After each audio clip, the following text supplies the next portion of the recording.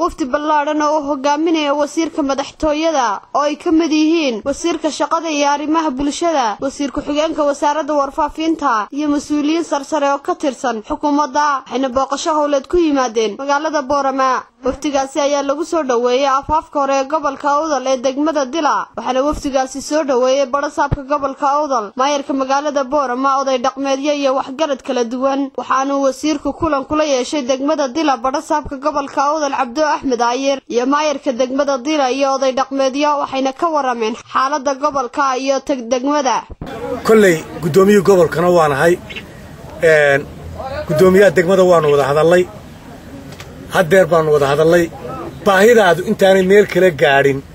anna aan kula taageeray ee aniga horta ii soo gudbi waxaan rajaynayaa in tabashada dilina ay mid soo daboolmi doonta waqtiyadeeda ay noqon doonto insha Allahu tacaala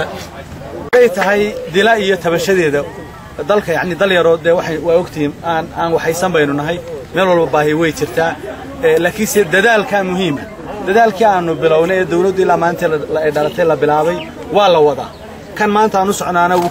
waa kamid kuwii hore ee wax lagu qabtayna waa kamid wasiirka madaxtooyada Xirsi Xaaji Cali waxa uu xariga ka jiray 3 kiiloomitir oo laami ah oo laga hirgeliyay dilay agagaarka Garayacawl sidoo kale wasiirku waxa uu dhagax dhigay 5 kiiloomitir oo laami ah oo dhamaystiri doonta 32 kiiloomitir ee u dhaxaysa Dila iyo Boorama. maalintii hore uu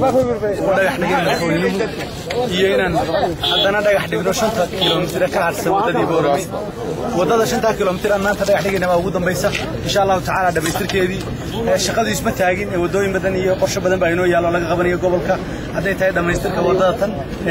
wixii jaban u baahan la kabo haday tahay xagga shishe magaalada meeshan beeraha iyo dhulkan ay gawaaridu ku dhacday dadku ku dhintay wax ka qabashadeeda marka insha Allah tacaala diyaar baan u nahay dal ka dhigo waxa kale ay warbixin ka dhageysteen maareeyaha hay'adda wadooyinka Soomaaliland Professor Xasan Ali Cismaan iyo mas'uuliyiinta hay'adda mar iyo laba jeerba ma dariiqan waxa ogeydeen dawladii siyaad barre dariiqan waxa loogu yimid dawladii Sacuudiyada waxba ka qaban run ahaantii dawladii Soomaaliland isbedelayna dariiqan wax laga qabtay oo Booran ma jirin halkan Awdal waxa runtii sharaf u ah dawladda Maxamed Siiraayo inay iyagu u heleen nasiib iyo taariikh aan la ilaaway maal wasiir oo 3 kiiloomitir 6 kiiloomitir dawladdu waaga ballan qaaday ugu dambeeyay halkan ka bilaamaysa 3 kiiloomitir xagga ay naga xigtaa ay ku dhamaanaysa tan maanta dhagax dhigaynana waa dhamaadka tan oo 5 kiiloomitir sidoo kale waxay wurtigu kormeer qiimeeyna ku soo mareen biriishka isku xidha xaafadda Sheekh Cismaan iyo magaalada Boorama wasiirka waxaan idin ballan qaadaynaa wax kasta oo cabashadiina inaanu wax kala qabanno wixii naga xoog roonaadana aanu dawladda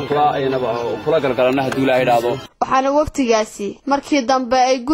gurigiisa ay ku booqdeen ugaas Cabdirashiid oo hodan caafiye TV-ga qaranka magaalada Boorama.